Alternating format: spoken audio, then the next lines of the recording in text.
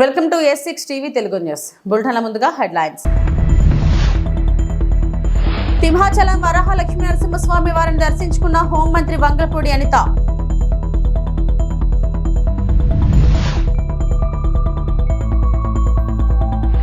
హామీల అమలుపై 18 నెలలుగా ప్రభుత్వాన్ని నిలదీస్తున్న మాజీ మంత్రి కేటీఆర్.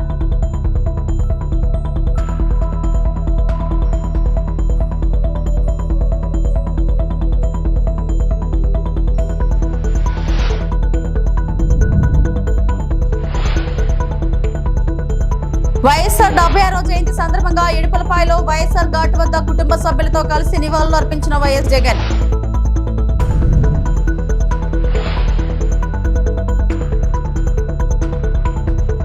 పట్నం సింహాచలం శ్రీ వరాహ లక్ష్మీ నరసింహస్వామి వారిని దర్శించుకున్న హోంమంత్రి వంగలపూడి అనిత.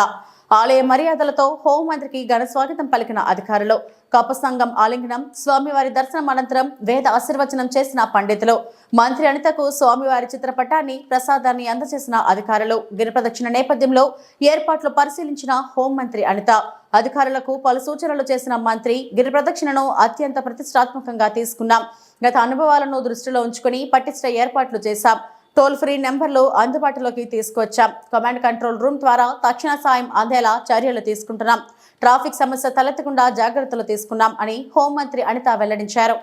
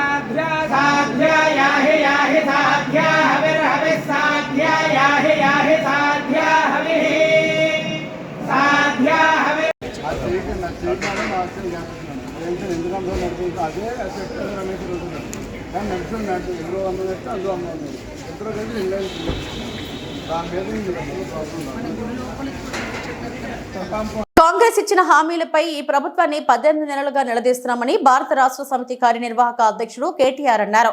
తెలంగాణ భవన్ వద్ద ఆయన మీడియాతో మాట్లాడారు. అభివృద్ధిపై చర్చకు రావాలని సీఎం రేవంత్ రెడ్డిని ఎన్నోసార్లు ఆహ్వానించాం. అసెంబ్లీలో కాదంటే ప్రెస్ క్లబ్లోనైనా చర్చకు రావాలని చెప్పా. రుణమాఫీ, రైతు బోనస్ వంటి అంశాలపై చర్చకు రావాలని ఆహ్వానించా.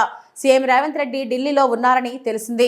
సీఎం రాకుంటే మంత్రులైనా రావాలి. సీఎం ఇవాళ హాజరు కాకుంటే మరో రోజు చర్చకైనా మేం సిద్ధం. సీఎం రేవంత్ రెడ్డికి వీలైన తేదీ, ప్రదేశం చెప్పాలని అడుగుతున్నాం. అసెంబ్లీలో మైక్ కట్ చేయకుండా మాట్లాడిస్తామని హామీ ఇస్తే అసెంబ్లీలో కూడా సిద్ధం. ఈ ప్రభుత్వం ఒక్క హామీని కూడా నెరవేర్చలేదు. రేవంత్ రెడ్డి తప్పుకుంటే అభివృద్ధి అంటే ఏంటో కేసీఆర్ చేసి చూపిస్తారని కేటీఆర్ అన్నారు. అని డైలాగులు కొట్టి ఆఖరికి గ్యారంటీ కార్డులు ఇచ్చి అఫిడవిట్ రాసి బాండ్ పేపర్ మీద రాసి మోసం చేసి గద్దెనెక్కి 18 నెలల తర్వాత కూడా ఒక్కటంటే ఒక్క హామీ నిలబెట్టుకోగా మీదికెళ్ళి తెల్లారి లేస్తే రంకెలు, తెల్లారి లేస్తే అరుపులు, గావు కేకలు, బూతులు, ఇది తప్ప 18 నెలలుగా చేసిందేమి లేదు. కానీ బేసిక్ నాలెడ్జ్ లేని ముఖ్యమంత్రి అని తెలిసినా ముఖ్యమంత్రి ముచ్చటపడుతుంది కదా, దమ్ముంటే రండి చర్చకు అని ఖార్గే సాబ్ సాక్షిగా సవాల్ విసిరింది కదా. కేసీఆర్ వస్తాడా, కేటీఆర్ వస్తాడా, ఎవరు వస్తారో రండి అని తొడగొట్టిండు కదా. వస్తాడేమో అనుకొని ఇక బేసిక్ నాలెడ్జ్ లేదు కాబట్టి ఓ 72 గంటల టైం తీసుకో, ప్రిపేర్ అయ్యి రా, నువ్వు ఎక్కడికి రమ్మంటే అక్కడికి వస్తాం. ఒకవేళ ఎందుకంటే నీకు మాట మీద నిలబడే అలవాటు లేదు కాబట్టి, నువ్వు మాట తప్పుతావని తెలుసు కాబట్టి నీకు జూలై 8 నాడు 11 గంటలకు మేమే ప్రెస్ క్లబ్కి వస్తాం. ప్రెస్ మిత్రుల సాక్షిగా ఒక న్యూట్రల్ వెన్యూ మీద రాష్ట్రంలో మీడియా సాక్షిగా, రాష్ట్ర ప్రజల సాక్షిగా ఎవరేం చేసినరో రాష్ట్ర రైతాంగానికి, రాష్ట్రంలోని యువతకు 10 ఏళ్ల కేసీఆర్ ప్రభుత్వం ఏం చేసిందో, 18 నెలల నీ ప్రభుత్వం ఏం చేసిందో తేల్చుకుందాం రమ్మని ముఖ్యమంత్రి గారు సవాల్ విసిరితే స్వీకరించి నేను వస్తానని చెప్పిన. వస్తాడేమో అనుకున్న ముఖ్యమంత్రి. పోనీ ముఖ్యమంత్రి రాకపోతే ఆయన తరపున ఒక బాధ్యత గల్ల ఉప ముఖ్యమంత్రినో, ఒక వ్యవసాయ మంత్రినో, లేదా మరొక మంత్రినో పంపుతారేమో అనుకున్నా. కానీ ఇవాళ తేలిపోయింది, రేవంత్ రెడ్డికి రచ్చ చేయడం వచ్చు తప్ప చర్చ చేయడం రాదు అనేది మాత్రం కారాఖండిగా తేలిపోయింది. రేవంత్ రెడ్డికి బూతులు మాట్లాడడం వస్తుంది తప్ప రైతుల గురించి మాట్లాడడం మాత్రం రాదు అనేది స్పష్టంగా తేలిపోయింది. ఇవాళ బేసిక్ నాలెడ్జ్ లేని ముఖ్యమంత్రి. వైఎస్ఆర్ 76వ జయంతి సందర్భంగా ఇడుపులపాయలోని వైఎస్ఆర్ ఘాట్ వద్ద కుటుంబ సభ్యులతో కలిసి వైఎస్ జగన్ నివాళులు అర్పించారు.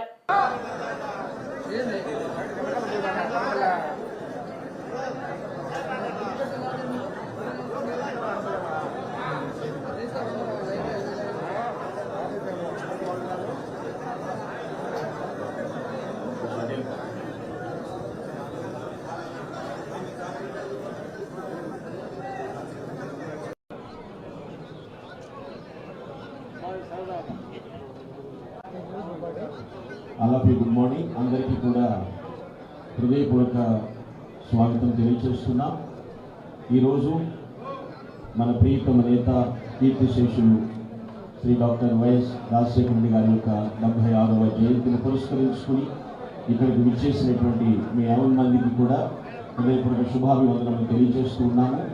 దయచేసి వచ్చిన వారు తలల నుంచి కళ్ళు మూసుకున్నట్లయితే ప్రార్థనతో ఈ యొక్క కార్యక్రమాన్ని ప్రారంభించుకున్నాం. ఎవరు కూడా అటు ఇటు చూడవద్దు, కళ్ళ నుంచి కళ్ళు మూసుకుని దేవుని స్తుతిస్తూ ప్రార్థన చేస్తున్నాం.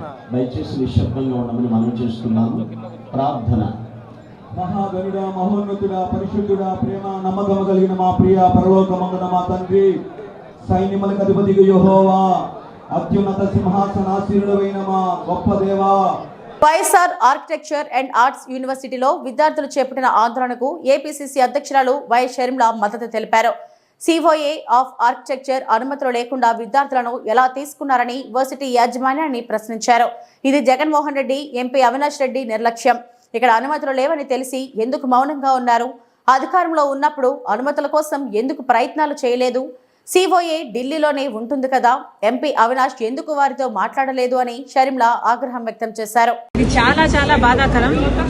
అసలు సమస్య ఎక్కడ మొదలైందంటే, వీళ్ళు అడ్మిషన్లు తీసుకున్న రోజునే కౌన్సిల్ ఆఫ్ ఆర్కిటెక్చర్ దగ్గర నుంచి ఈ యూనివర్సిటీకి పర్మిషన్ లేవు. కానీ ఈ బిడ్డలని కన్నా తల్లిదండ్రులను మభ్యపెట్టి పర్మిషన్లు ఉన్నట్టుగా, ఏ ఇబ్బందులు లేనట్టుగా చిత్రీకరించి వీళ్ళకి ఇక్కడ ఒక మంచి ఎడ్యుకేషన్ లభ్యమవుతుంది అన్న భ్రమలో ఉంచి ఇక్కడ అడ్మిషన్లు తీసుకోవడం జరిగింది. కౌన్సిల్ ఆఫ్ ఆర్కిటెక్చర్ అసలు పర్మిషన్లు ఇవ్వలేదు అన్న సంగతి వీళ్ళకు తెలియక, ఆర్ ఏ ప్రాబ్లం లేదు అని వీళ్ళకి ఇంప్రెషన్ ఇస్తే దాన్ని నమ్మి వాళ్ళ జీవితాలను పణంగా పెట్టారు. కానీ 5 సంవత్సరాలు అయిపోయింది. ఈ రోజు వరకు కూడా ఈ చిల్డ్రన్ కనీసం ఈ కోర్సుల్లో ఎన్రోల్మెంట్ అయ్యారు అని కౌన్సిల్ ఆఫ్ ఆర్కిటెక్చర్ ఇవ్వాల్సిన ఎన్రోల్మెంట్ నంబర్ కూడా వీళ్ళ చేతుల్లో లేదు. అంటే కౌన్సిల్ ఆఫ్ ఆర్కిటెక్చర్ అనేది కేంద్ర సంస్థ. దాని దృష్టిలో వాళ్ళు సర్టిఫికెట్ ఇస్తేనే వీళ్ళు ఆర్కిటెక్ట్లుగా బయటకు వెళ్ళొచ్చు. కానీ దాని దృష్టిలో అసలు వీళ్ళ ఎన్రోల్మెంటే జరగలేదు 5 సంవత్సరాల క్రితం. క్రమేణా ఆ తర్వాత ఎంటర్ అయిన 3 ఏళ్ళు అడ్మిషన్లు తీసుకున్న వాళ్ళకు కూడా పర్మిషన్స్ లేవు. కౌన్సిల్ ఆఫ్ ఆర్కిటెక్చర్ పర్మిషన్స్ ఇచ్చింది లేదు. పర్మిషన్స్ లేవు కాబట్టి వీళ్ళకు ఎన్రోల్మెంట్ నంబర్స్ కూడా ఇచ్చింది లేదు. కాబట్టి వీళ్ళు పరీక్షలు రాసినా కూడా అవి వ్యాలిడ్ కావు, దానికి జెన్యూనిటీ ఉండదు, అవి మొత్తం వృధా అయినట్టే లెక్క. ఎంత దీనంగా, ఎంత అసలు దీన్ని ఏమనాలో అసలు క్షమించరాని తప్పు ఇది. దివంగత మహానేత వైఎస్ఆర్ 2 తెలుగు రాష్ట్రాల రైతుల గుండెల్లో నిలిచిపోయారని అన్నారు వైఎస్ఆర్సీపీ పార్లమెంటరీ నేత వైవి సుబ్బారెడ్డి. ప్రజలకు మేలైన సంక్షేమం అందించారు కాబట్టి వైఎస్ఆర్ అందరి గుండెల్లో నిలిచిపోయారు. తండ్రి పాలనను మరిపించేలా సంక్షేమం అందించిన నాయకుడు వైఎస్ జగన్ అని సుబ్బారెడ్డి కొనియాడారు. రైతే రాజులా ఉండాలని వైఎస్ఆర్ జగన్ పాలన అందించారని చెప్పుకొచ్చారు. వైఎస్ఆర్ జయంతి కార్యక్రమంలో వైఎస్ఆర్సీపీ పార్లమెంటరీ నేత వైవి సుబ్బారెడ్డి పాల్గొన్నారు. ఈ సందర్భంగా వైవి సుబ్బారెడ్డి మాట్లాడుతూ దేశంలో ఏ ముఖ్యమంత్రి చేయలేనంత మంచి చేసిన నాయకుడు వైఎస్ఆర్ అని సంక్షేమం అభివృద్ధి 2 కళ్ళులా భావించి పాలన అందించారు. ఉచిత విద్యుత్తో ఎంతో మంది రైతులు మేలు పొందారు. 2 తెలుగు రాష్ట్రాల రైతుల గుండెల్లో వైఎస్ఆర్ నిలిచిపోయారు. పేదవాడికి విద్య వైద్యం అందుబాటులోకి తెచ్చింది వైఎస్ఆర్. దేశంలోనే ఆరోగ్యశ్రీ ప్రవేశపెట్టిన తొలి రాష్ట్రం ఆంధ్రప్రదేశ్.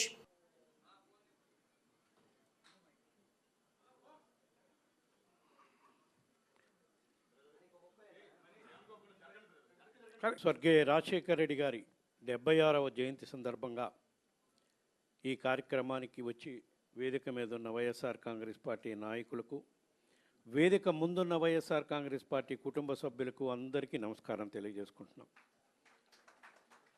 రాజశేఖర రెడ్డి గారు ఉమ్మడి ఆంధ్రప్రదేశ్ రాష్ట్రంలో 2004లో ముఖ్యమంత్రి అయిన తర్వాత ఆయన చేసిన పాలన ఈ రోజుకి దేశంలో ఏ ముఖ్యమంత్రి చేయని విధంగా పాలన సాగించారు. కాబట్టి ఆయన చనిపోయి 16 సంవత్సరాలైనా ఈ రోజుకి తెలుగువారి గుండెల్లో గూడు కట్టుకొని ఉన్నాడంటే ఆయన చేసిన పాలన, ఆయన చేసిన మంచి కార్యక్రమాల వల్లే అని చెప్పి ఈ సందర్భంగా తెలియజేసుకుంటూ ఉన్నాం. ఎందుకంటే ఏ ముఖ్యమంత్రి కూడా ఆలోచించలేదు దేశంలో ఇటువంటి సంక్షేమ కార్యక్రమాలు చేస్తే పేదవాడి జీవితంలో వెలుగులు నింపచ్చు, పేదవాళ్ళు చిరునవ్వుతో ఉండాలి, కష్టాలు ఉండకూడదు అని ఎన్నో గొప్ప ఆలోచనలు చేసి అన్ని వర్గాలకి సంక్షేమ కార్యక్రమాలు, అభివృద్ధి కార్యక్రమాలు రెండు కళ్ళలాగా భావించి ఆ రోజు ఉమ్మడి ఆంధ్రప్రదేశ్ రాష్ట్రంలో పాలన కొనసాగించారు. మరీ ముఖ్యంగా రైతాంగానికి, ఉమ్మడి ఆంధ్రప్రదేశ్ రాష్ట్రంలో అధిక శాతం రైతాంగం తెలంగాణ రైతులకైతే ఉచిత కరెంటు వల్ల ఎంత గొప్ప మేలు జరిగిందో ఈరోజు తెలంగాణ రాష్ట్రంలో ఏ రైతును అడిగినా కూడా చెప్తారు. అంటే మనకన్నా తెలంగాణలో రైతాంగానికి ఎక్కువ కరెంటు మీద ఎక్కువ ఇది ఉంటుంది. కాబట్టి ఇప్పటికీ 2 తెలుగు రాష్ట్రాల్లో రైతులు రాజశేఖర రెడ్డి గారి పేరు చెప్పుకునే విధంగా ఆ రోజు ముఖ్యమంత్రి అయిన మొదటి రోజే తొలి సంతకమే ఉచిత కరెంటు మీద పెట్టి దేశంలోనే ఉచిత కరెంటు మొట్టమొదటి ఇచ్చిన రాష్ట్రంగా ఆంధ్రప్రదేశ్ రాష్ట్రం నిలబడే విధంగా చేశారు ఆ రోజు రాజశేఖర రెడ్డి గారు. అందుకే ఇప్పటికీ రైతులు ఎక్కడున్నా సరే 2 తెలుగు రాష్ట్రాల్లో రాజశేఖర రెడ్డి గారిని వారిని గుండెల్లో పెట్టుకుని చూసుకునే కార్యక్రమాలు చేశారు. రైతు సుఖంగా సంతోషంగా ఉండాలి, రైతే రాజు అనే విధంగా రాజశేఖర రెడ్డి గారు పాలన చేసి రైతులకు ఎన్నో మేలైన కార్యక్రమాలు చేశారు. ఆ తర్వాత రాజశేఖర రెడ్డి గారు చేసిన గొప్ప మేలైన కార్యక్రమాల్లో చెప్పుకోదగ్గది పేదవాడికి విద్య వైద్యం అందుబాటులోకి తీసుకురావడం కోసం ఆ రోజుల్లోనే దేశంలో మొట్టమొదటిసారిగా ఆరోగ్యశ్రీ కార్యక్రమం మొదలుపెట్టాడు. పేదవాడికి వైద్యం, ఉచిత వైద్యం ఎంత ఖర్చైనా చేయించే కార్యక్రమం ఆ రోజు స్వర్గీయ రాజశేఖర రెడ్డి గారు కలలగిని పెట్టిన పథకమే ఆరోగ్యశ్రీ పథకం. దేశంలో మొట్టమొదటిగా మన ఆంధ్రప్రదేశ్ రాష్ట్రంలో రాజశేఖర రెడ్డి గారు స్టార్ట్ చేశారు. అదేవిధంగా ఫీజు రియంబర్స్మెంట్, పేదవాళ్ళు ఇంజనీర్లు, డాక్టర్లు, ఐఏఎస్లు, ఐపీఎస్లు చదవాలంటే ధనికులే కాదు పేదవాడు కూడా అర్హుడు అని 2 తెలుగు రాష్ట్రాల్లో ఎంతోమంది యువకులు ఈరోజు వివిధ దేశాల్లో వివిధ పదవుల్లో ఉద్యోగాల్లో ఉన్నారంటే అది రాజశేఖర రెడ్డి గారు ఆ రోజు రాష్ట్రంలో తీసుకొచ్చిన ఫీజు రియంబర్స్మెంట్ పథకం వల్ల అని చెప్పి ఈ సందర్భంగా చెప్పుకోవాల్సిన అవసరం ఉంది. అదేవిధంగా సంక్షేమం, ఎవ్వరికి అర్హులైన ప్రతి వాళ్ళకి పార్టీలకు అతీతంగా, కులాలకు అతీతంగా అర్హులైన ప్రతి కుటుంబానికి సంక్షేమ పథకాలు ఇచ్చిన ఘనత స్వర్గీయ రాజశేఖర రెడ్డి గారిది ఆ రోజు ఉమ్మడి ఆంధ్రప్రదేశ్ రాష్ట్రంలో.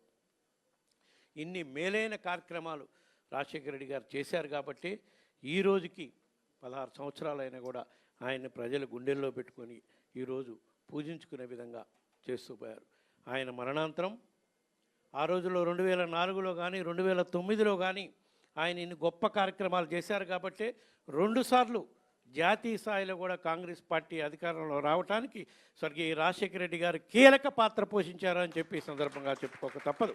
అభివృద్ధితో పాటు సంక్షేమాన్ని అందిస్తున్న ఏకైక ప్రభుత్వం కూటమి ప్రభుత్వం అని తణుకు ఎమ్మెల్యే ఆర్మిలి రాధాకృష్ణ అన్నారు. ప్రజల జీవన ప్రమాణాలు మెరుగయ్యే విధంగా అభివృద్ధి సంక్షేమాన్ని ఏకతాటిపై ముఖ్యమంత్రి చంద్రబాబు నాయుడు, ఉప ముఖ్యమంత్రి పవన్ కళ్యాణ్, మంత్రి నారా లోకేష్ అమలు చేస్తున్నారని అన్నారు. సుపరిపాలనలో తొలి అడుగులో భాగంగా ఇంటింటికి తెలుగుదేశం పార్టీ కార్యక్రమాన్ని మంగళవారం అత్తిలి మండలం పాలిబల్లిపాడు గ్రామాల్లో నిర్వహించారు.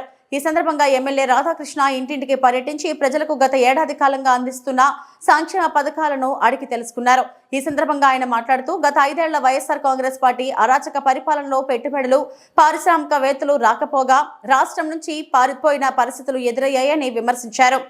అత్తిలి మండలం పాలి బల్లిపాడు గ్రామాల్లో నిర్వహించుకోవడం జరుగుతుంది. ఈ సందర్భంలో ప్రతి ఇంటికి వెళ్ళి గత సంవత్సర కాలంగా అందించినటువంటి సంక్షేమ కార్యక్రమాలను తెలుసుకోవడంతో పాటుగా వారికి ఎక్కడైనా లోటుపాట్లు ఉంటే అవన్నీ కూడా సరిదిద్దే విధంగా కూడా చర్యలు తీసుకుంటున్నాం. దాంతోపాటుగా పలు అభివృద్ధి కార్యక్రమాలకి ఈరోజు గ్రామాల్లో మౌలిక సదుపాయాల కల్పన ధ్యేయంగా పనిచేస్తూ ఈరోజు ముఖ్యంగా పాలి గ్రామంలో అనేక అభివృద్ధి కార్యక్రమాలకు నిధులు కేటాయించడం జరిగింది.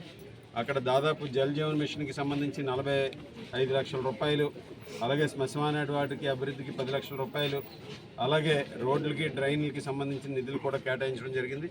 ఈ విధంగా బల్లిపాడులో కూడా అదేవిధంగా ఇక్కడ జల్ జీవన్ మిషన్కి కానీ రోడ్లకు కానీ నిధులు కేటాయించడంతో పాటుగా గోకులం షెడ్యూల్ ద్వారా రైతులకి ఎవరైతే ఈరోజు పశువులు పాకలు ఉన్నాయో వారికి సంబంధించి గోకులం షెడ్యూల్ని కూడా అందించి ఈరోజు దానికి నిధులు కేటాయించి వాటి నిర్మాణాలు కూడా పూర్తి చేసి ప్రారంభించుకోవడం జరిగింది. ఈ విధంగా అభివృద్ధితో పాటుగా సంక్షేమాన్ని అందిస్తున్నటువంటి ఏకైక ప్రభుత్వం కూటమి ప్రభుత్వం. ఈరోజు ముఖ్యమంత్రి చంద్రబాబు నాయుడు గారు, ఉప ముఖ్యమంత్రి వారు పవన్ కళ్యాణ్ గారు, ఐటీ విద్యాశాఖ మంత్రి లోకేష్ గారు, వీరు ముగ్గురు కూడా రాష్ట్రంలో పెట్టుబడులు సాధించడానికి కృషి చేస్తూ మరొక పక్క ప్రజల జీవన ప్రమాణాలు మెరుగే విధంగా అభివృద్ధి సంక్షేమ కార్యక్రమాలను అందిస్తూ ఈ రాష్ట్రంలో భవిష్యత్తులో కూడా భవిష్యత్ తరాలన్నీ కూడా ఒక అభివృద్ధి చెందిన రాష్ట్రంలో ఉండాలనే సంకల్పంతో పనిచేస్తున్నటువంటి నాయకత్వం ఈరోజు కూటమి నాయకత్వాన్ని సందర్భంగా తెలియజేసుకుంటూ ముఖ్యంగా యువతకు ఉపాధి కల్పనే ధ్యేయంగా పనిచేస్తున్నటువంటి ప్రభుత్వం 20 లక్షల ఉద్యోగాల కల్పన ఏదైతే హామీ ఇచ్చామో దానిలో భాగంగా మొదటి సంవత్సరమే దాదాపు 9.5 లక్షల కోట్ల పెట్టుబడులు సాధించి 4.5 లక్షల ఉద్యోగాల్ని ఈరోజు కల్పించడం జరిగింది. ఈ విధంగా అటు ఉద్యోగ కల్పనతో పాటుగా అందరికీ కూడా పారిశ్రామికవేత్తలకు కూడా ఇక్కడ ఒక మంచి వాతావరణాన్ని ఏర్పాటు చేసి వారందరూ కూడా పెట్టుబడులు పెట్టడానికి ఈరోజు ఒక సానుకూలమైనటువంటి వాతావరణాన్ని ఏర్పాటు చేయడం జరిగింది. గత ప్రభుత్వ హయాంలో మనందరం కూడా చూసాం. వైఎస్ఆర్ కాంగ్రెస్ పార్టీ అరాచకమైనటువంటి పరిపాలనతో పరిశ్రమలు రాక, పారిశ్రామికవేత్తలు రాక రాష్ట్రం నుంచి పారిపోయినటువంటి పరిస్థితి కూడా మనం చూసాం. పెట్టుబడులు పెట్టిన వారిని తరిమేసినటువంటి పరిస్థితి చూసాం. ఈరోజు అటువంటి పరిస్థితి నుంచి ఒక మంచి వాతావరణంలో అనేక మంది పెట్టుబడులు పెట్టి ఇక్కడ మన యువత భవిష్యత్తుకి మార్గాన్ని ఏర్పరచడం కూడా మనందరం కూడా చూస్తున్నాం. ఆ విధంగా కూటమి ప్రభుత్వం అన్ని రంగాల్లోనూ కూడా వృద్ధి సాధిస్తూ అభివృద్ధిని సంక్షేమాన్ని అందిస్తూ రాష్ట్రాన్ని అభివృద్ధి చేయాలనే సంకల్పంతో ముందుకు వెళ్తుంది. ఈరోజు ముఖ్యంగా యువతకి భవిష్యత్తు కల్పించాలి, యువతకు ఉపాధి ఉద్యోగ అవకాశాలు కల్పించాలనే లక్ష్యంతో ముందుకు వెళ్తుందని ఈ సందర్భంగా తెలియజేస్తుంది. అంబేద్కర్ కోనసీమ జిల్లా పి గన్నవరంలో ఘనంగా వైఎస్ రాజశేఖర రెడ్డి 76వ జయంతి వేడుకలు.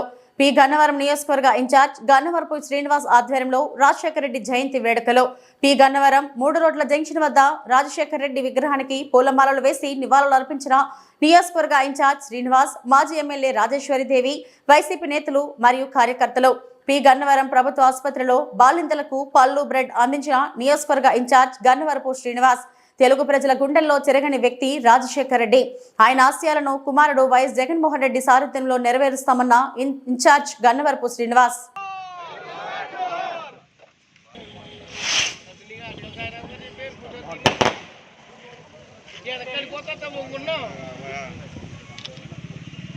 మన రాజశేఖర రెడ్డి గారి పుట్టినరోజు సందర్భంగా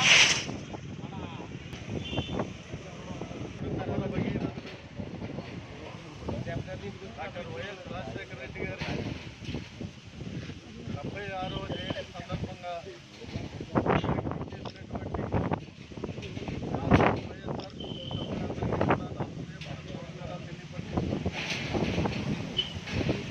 రాజశేఖర రెడ్డి గారి గురించి ప్రత్యేకంగా మాట్లాడుకోవాల్సిన విషయాలు ఏమీ లేదు. ఎందుకంటే ఆయన ఒక చరిత్రకారుడు భారతదేశంలో. అటువంటి ముఖ్యమంత్రి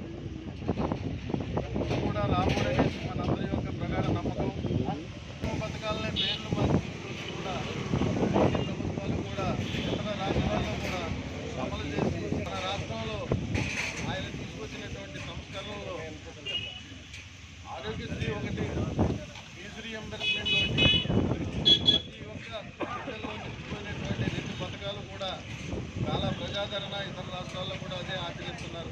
కాబట్టి ఆయనకి ఈ రోజున మనందరం కూడా ఘన నివాళులు అర్పించుకుంటూ ఆయనకి భగవంతుడు మంచి స్థితి కలిగించాలని కోరుకుంటూ సెలవు తీసుకుంటాను. 76వ జయంతి కార్యక్రమానికి ఇచ్చేసినటువంటి వైఎస్ఆర్ కాంగ్రెస్ పార్టీ కుటుంబ సభ్యులందరికీ కూడా నా హృదయపూర్వకమైనటువంటి చేతులు జోడించి పేరు పేరున అందరికీ కూడా హృదయపూర్వకమైనటువంటి నాకు తెలియజేసుకుంటున్నాను. అలాగే ఈ కార్యక్రమానికి విచ్చేసినటువంటి పెద్దలు ఉమ్మడి తూర్పుగోదావరి చైర్మన్ గారికి, అలాగే మాజీ శాసనసభ్యుల వారికి, అలాగనే మండల పార్టీ అధ్యక్షులు ఆనంద్ గారికి, వెంకటేశ్వరరావు గారికి, శివరాం గారికి, నరసింహమూర్తి గారికి ఉన్నటువంటి నాయకులందరికీ కూడా హృదయపూర్వకమైనటువంటి నమస్కారాలు తెలియజేసుకుంటున్నాను. జగన్ పర్యటనలో 500 మంది అనుమతి. బంగారుపాలెంలో ఈ నెల 9న మాజీ సీఎం జగన్ పర్యటనకు సంబంధించి అనుమతుల వివరాలను చిత్తూరు ఎస్పీ విఎన్ మణికంఠ చందోలు వివరించారు. మ్యాంగో మార్కెట్లో 500 మందికి హెలీప్యాడ్ వద్ద 30 మందికి అనుమతి ఉందని చెప్పారు. రోడ్ షోలు, ఇతర కార్యక్రమాలకు అనుమతి లేదని స్పష్టం చేశారు. జగన్ భద్రతకు అన్ని ఏర్పాట్లు చేస్తున్నామన్నారు. గత పర్యటనలో చోటు చేసుకున్న ఘటనలను దృష్టిలో ఉంచుకొని ముందస్తు చర్యలు చేపట్టామని తెలిపారు. అందరికీ నమస్కారం. ఈ నెల 9వ తారీఖున ఎక్సీఎం గారు బంగారుపాలెం మండలంలోని మ్యాంగో మార్కెట్ యార్డ్ విజిట్ చేస్తున్నారు. దానికి సంబంధించిన వచ్చిన అప్లికేషన్లో ఉదయం 11 నుంచి మధ్యాహ్నం 2 లోపు ఆ మార్కెట్ యార్డ్కి విజిట్ చేసి ఆ లోకల్గా ఉన్న ఫార్మర్స్తో ఇంటరాక్ట్ అవ్వడం, వాళ్ళతో మీటింగ్ పెట్టుకోవడం అనే ఉద్దేశంతో అప్లికేషన్ పెట్టడం జరిగింది. అప్లికేషన్ని మాజీ ఎమ్మెల్యే సునీల్ కుమార్ గారు సబ్మిట్ చేయడం జరిగింది. దానిలో మెన్షన్ చేసిన మరొక విషయం, సుమారుగా 10,000 మంది మొబిలైజ్ అవుతారు అని చెప్పారు. సో ఇచ్చిన అప్లికేషన్ యొక్క పర్పస్ మ్యాంగో ఫార్మర్స్తో ఇంటరాక్ట్ అవ్వడం, వాళ్ళతోనే మాట్లాడడానికి, వాళ్ళ కష్ట నష్టాలు తెలుసుకోవడానికి, అలానే ప్రభుత్వం ఏదైనా సరే చేస్తుందా, ఏం చేయట్లేదు అనే ఉద్దేశంతో వాళ్ళని మాట్లాడి వాళ్ళ దగ్గర నుంచి ఫీడ్బ్యాక్ తీసుకోవడానికి వస్తున్నారు. సో దీనికోసం మేము మొత్తం ఇప్పటివరకు ఫీల్డ్ విజిట్ చేయడం జరిగింది. అలానే హెలీప్యాడ్ ఎక్కడ ఉంది, మ్యాంగో మార్కెట్ యార్డ్కి ఏ రూట్లో వస్తుంటారు, దీని గురించి మొత్తం వర్కౌట్ చేయడం జరిగింది. ఈ వర్కౌట్ చేసిన తర్వాత మేము హెలీప్యాడ్ వద్ద సుమారు 30 మందికి మనం పర్మిషన్ ఇవ్వడం జరిగింది. అలానే కాన్వాయ్ వెహికల్స్కి పర్మిషన్ ఇవ్వడం జరిగింది. మార్కెట్ యార్డ్ దగ్గర రోజు 500 మంది రైతులకు పైగా వాళ్ళ వెహికల్స్లో వస్తుంటారు. సో ఈ మీటింగ్ కొరకు, ఇది పబ్లిక్ మీటింగ్ కాదండి, ఓన్లీ మ్యాంగో ఫార్మర్స్తో మాట్లాడడానికి, వాళ్ళతో ఇంటరాక్ట్ అవుతున్న ఇష్యూ కోసం వస్తున్నాం కాబట్టి మనం మరొక 500 మందికి వచ్చి ఇంటరాక్ట్ అవ్వడానికి పర్మిషన్ ఇవ్వడం జరిగింది. సో మొత్తంగా మనం మార్కెట్ యార్డ్లో 500 మందికి, అలానే హెలీప్యాడ్ వద్ద 30 మందికి పర్మిషన్ ఇస్తాం. అండ్ ఎటువంటి ర్యాలీస్ కానీ అలానే రోడ్ షోస్ కానీ జరగకూడదని క్లియర్గా చెప్పడం జరిగింది. జూలై 9 దేశవ్యాప్త సమ్మె విజయవంతం చేయాలని సిఐటియు బైక్ ర్యాలీ రైల్వే కోడూరులో కార్మికుల సంఘీభావంగా నినాదాలతో మారుమోగిన పట్టణం. జూలై 9న చేపట్టనున్న దేశవ్యాప్తంగా సమ్మెను విజయవంతం చేయాలని కోరుతూ రైల్వే కోడూరులో సిఐటియు ఆధ్వర్యంలో సోమవారం బైక్ ర్యాలీ నిర్వహించబడింది. ఎంఎండిఓ ఆఫీస్ నుంచి ప్రారంభమై టోల్ గేట్, లక్ష్మీ ప్యారడైజ్ మీదుగా రైల్వే స్టేషన్ వరకు ఈ ర్యాలీ సాగింది. ఈ కార్యక్రమాన్ని సిఐటియు జిల్లా అధ్యక్షుడు సిహెచ్ చంద్రశేఖర్ జెండా ఊపి ప్రారంభించారు. కార్మిక హక్కుల పరిరక్షణ కోసం పోరాటం అవసరమని, కేంద్ర ప్రభుత్వం తీసుకొచ్చిన 4 లేబర్ కోడ్స్ ను వెంటనే రద్దు చేయాలని ఆయన డిమాండ్ చేశారు. కనీస వేతనం 26,000 రూపాయలు అమలు చేయాలని, అవుట్సోర్స్ కాంట్రాక్ట్ కార్మికులను రెగ్యులరేట్ చేయాలని, సమాన పనికి సమాన వేతనం అమలు చేయాలని, ప్రైవేటీకరణను ఆపాలి, 12 గంటల పని విధానాన్ని రద్దు చేయాలి అని ఆయన స్పష్టం చేశారు.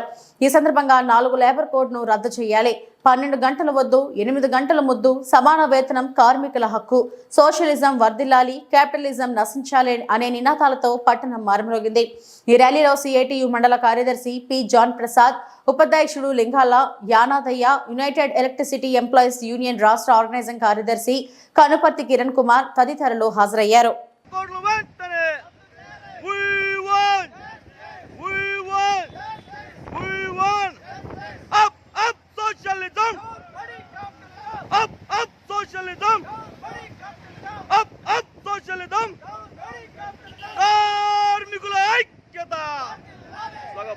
కార్మికుల ఐక్యత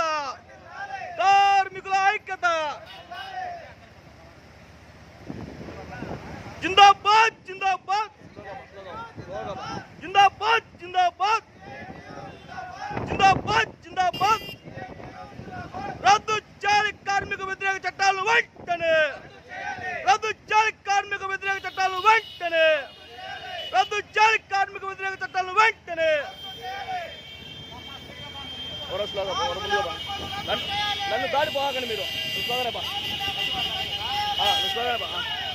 రద్దు చేయాలి లేబర్ కోడ్లను.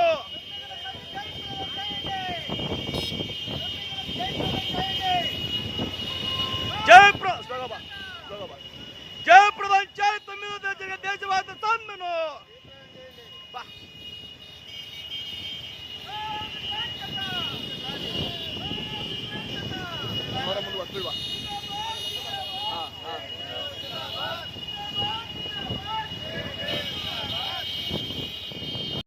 ఇవి ఇప్పటివరకు నా బులెటిన్ అప్డేట్స్. నమస్తే.